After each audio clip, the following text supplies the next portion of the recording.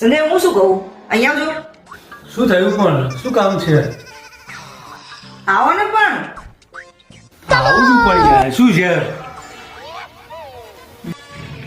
મારા માથા ઉપર હાથ મૂકો અને હું જે કહું નહીં કરો. લે બસ આ નહીં ઝઘડો. લે. હું જે કંઈ પણ પૂછું ને એનો સાચો સાચો જવાબ આપવાનો અને મારાથી ક્યારેય ખોટું નહીં બોલવાનું. ઓકે. ઓકે નહીં, આખે આખું બોલો. હા બસ હું વાંચું કહું છું.